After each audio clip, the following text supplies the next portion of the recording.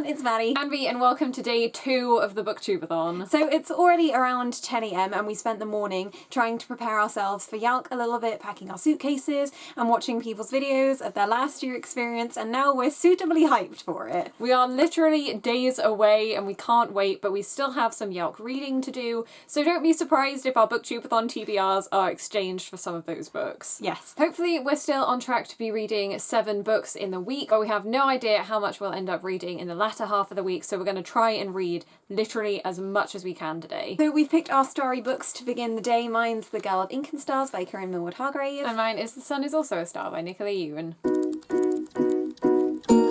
So it's now 11 AM. How far through your book are you? 156 pages. And I'm 122, which means I only have 100 left. That's a pretty good chunk. I'm really liking mine so far. I'd say it's a mixture of a bunch of my favourite Disney movies like Atlantis and Mulan and Moana, and I'm really enjoying seeing that in book form. It's really surprising me as well how fast it's moving for such a short book. They fit in a big adventure, and I can't wait to keep going with it because it's such a change of pace from what I'd usually read.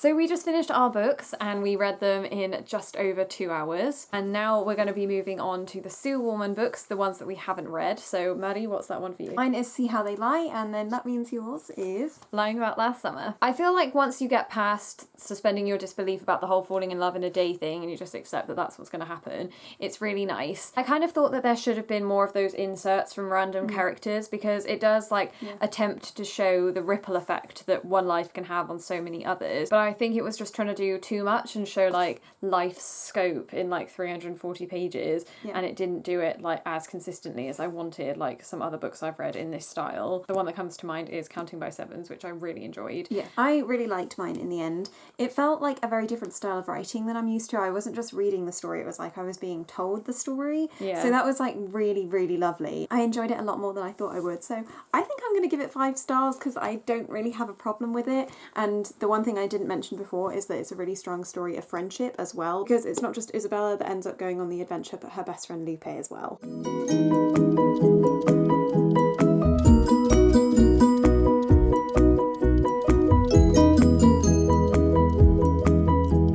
So we decided to come outside and read for a little bit since it's really sunny. I'm 120 pages through my book and Maddie is 140 pages through hers. So around 3 o'clock I finished See How They Lie by Sue Wallman, and this one was really great because I was going into it expecting it to be a really slow build because B had already read it and told me so, and I definitely say that I preferred Lying About Last Summer just because of the speed. I felt like this was a really long book for not really a lot of revelation, and you get the sense that something is wrong very soon, and you can kind of piece it together quicker than the characters can, which can be quite irritating. Then I picked up and finished Say Something Back by Denise Riley, which is one of the poetry collections we have to read for a module for 3rd year. It's mostly about the poet coming to terms with the death of her son, which was really touching, and I love it when themes run through a whole collection. So I finished Lying About Last Summer, and I thought it was a fun read, a little bit anticlimactic because the one mystery that it was building to didn't actually turn out to be the main mystery, which was signposted sort of from the middle onwards. So it wasn't exactly a surprise, but not what I was expecting. I probably liked the other Sue Wallman book I read more, but this was still really cool and I enjoyed reading it in one sitting. And then I just finished Ticker Tape by Rishi Dastidar, which is another one of the poetry collections we have to read for our poetry module next year. We tabbed quite a few of the poems in this collection.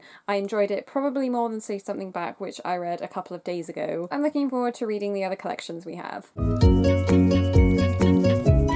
As for what I'm going to read next, I've chosen Ink by Alice Broadway. I'm already 225 pages through and I didn't read it yesterday. It was something I had left off from last week and never got around to because I just decided to put it off for the BookTubeAthon, but because it's for Yalk, I kind of have to prioritise it. So I'm going to get this done and then it will kind of be like I've read 4 books today, but not really because I've only got 100 and something pages of this left to go. Next, I've decided to pick a book up on my Kindle, which I'm also currently reading just like B with Ink, and that's Moonrise by Sarah Crossan. This is a verse novel, so hopefully I'll be able to fly through it. I think I'm already around 25% through, but it's a 400-page book, so I've still got quite a while. It's all about a boy called Joe whose brother Ed is in death row, and he's been given the date of his death, and so Joe has travelled to Texas to talk to him as he hasn't seen him in about 10 years. So it's really, really interesting and different again to something I would usually read, but I've really liked Sarah Crossan's verse novels so far, and I'm hoping this one lives up to her previous works.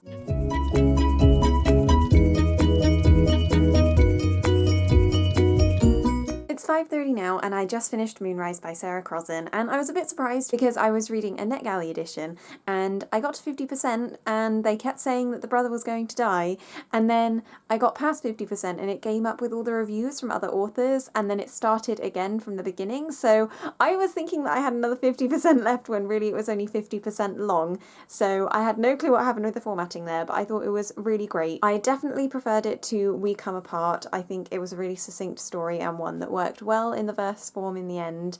There was a real mixture of letters and settings and characters, and I really liked each of them and how they dealt with this huge thing in their lives. So that's probably going to be my last reading update of the day. Overall, it's been really successful, and I'm so pleased to have finished 3 books in a poetry collection, and we're definitely well on the way to completing all of the challenges.